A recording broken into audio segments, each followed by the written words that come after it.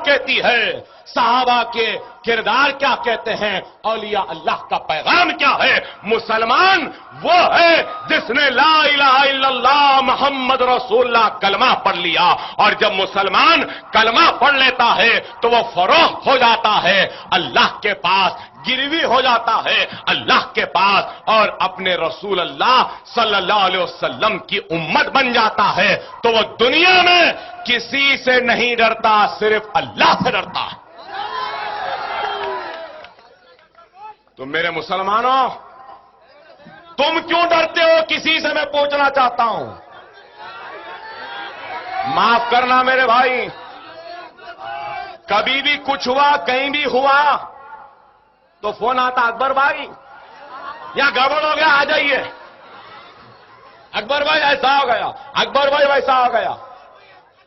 कभी हमारा कोई भाई फोन करके नहीं बोला, अकबर भाई ऐसा हुआ तो मैं ऐसा कर दिया।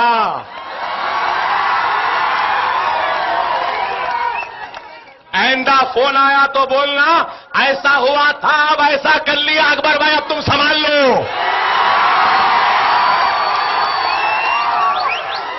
अरे ये जज्बा होना है। डरने वाले को दुनिया डराती है, और जो दुनिया को डराने निकलता है दुनिया उससे डरती है। इस चीज को याद रखो।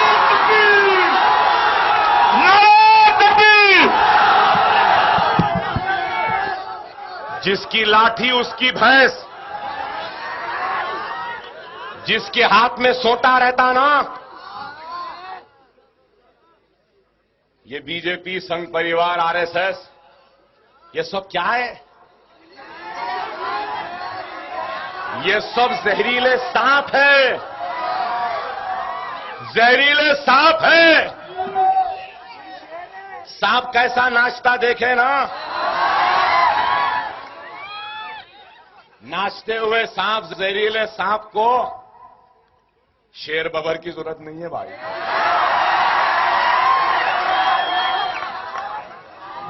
एक पतली छड़ी काफी है, एक लाठी उठा लो, दिम मारो, फिर देखो सांप की दुम ऐसी तड़पती है। और वो लाठी क्या है? वो लाठी अल्लाह की रज़ा है, वो लाठी तुम्हारी नमाज है, वो लाठी तुम्हारा कुरान है, वो लाठी तुम्हारी सुन्नत रसूलुल्लाह है, वो लाठी तुम्हारी अल्लाह की बारगाह में झुकी हुई सरों से वो मांगी गई फरियाद है। मेरे नौजवानों, मैं बार बार कह रहा हूं, नमाज के पाबंद बनो। खुदारा मेरे भाई, वक्त और हालात की नजाकत को समझो। आसाम में आज परेशानी है, गुजरात में मुसलमान परेशान, बंबई में परेशान, हिंदुस्तान में अफरा तफरी, सब कुछ है। राम मंदिर बनाएंगे, बाबरी मस्जिद वहां पर थी, है, रोज़े क़यामत तक रहेगी। बाबरी मस्जिद हम बनाएंगे। हिंदुस्तान का 25 करोड़ मुसलमान अपने अज़्म के जरिए, अपने इरादे के जरिए, अपने खुददारी के जरिए, अपनी तौबा के जरिए, अपने इस्तग़फ़ार के जरिए, अपने नमाजों के पाबंदी के जरिए, अपने कुरान के तिलावत के जरिए, सुन्नत रसूलुल्लाह पर अमल पैरा होकर बाबरी मस्जिद को दोबारा उसी मुकाम पर बनाएगा और हय्या अलस सलाह, हय्या अलल फलाह की सदा को फिर से गुंजाएगा।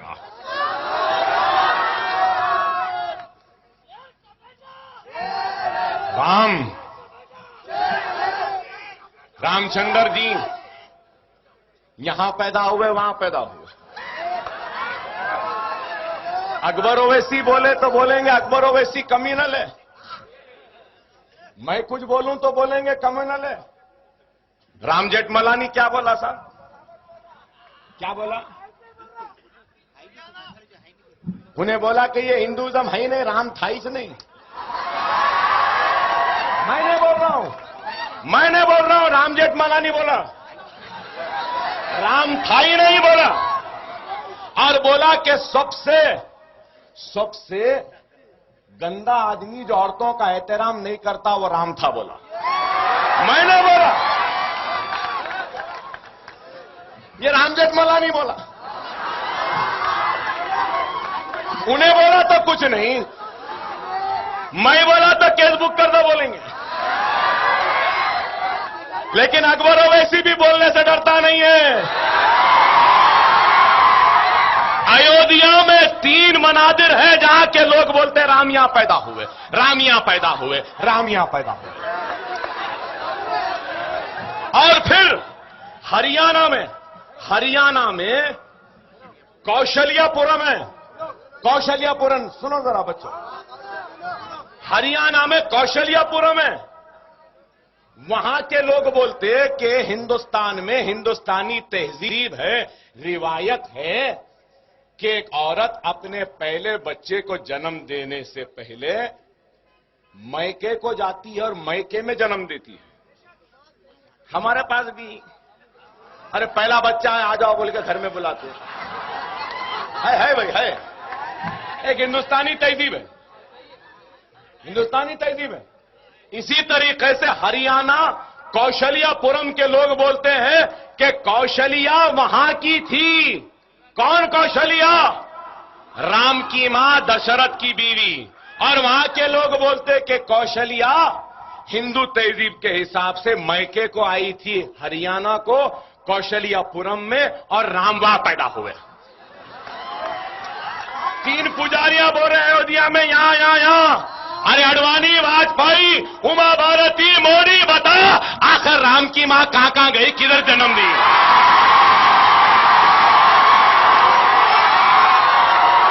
कहां जन्म दिए? हमारे गुरुजी रवैसी। अरे 1 लाख 2 लाख नहीं,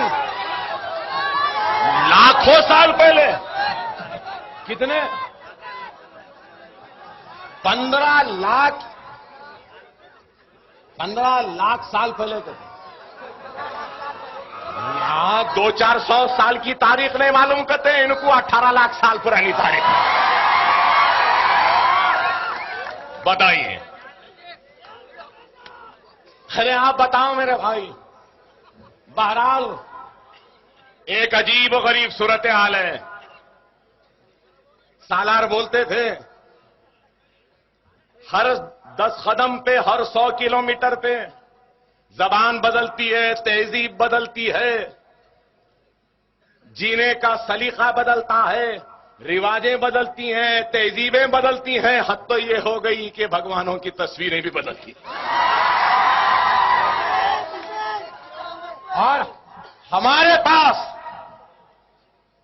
हमारा अल्लाह एक, रसूल एक, क़िबला एक, कलमा एक, कुरान एक, तो फिर हमें क्यों नहीं बताओ मुसलमानों?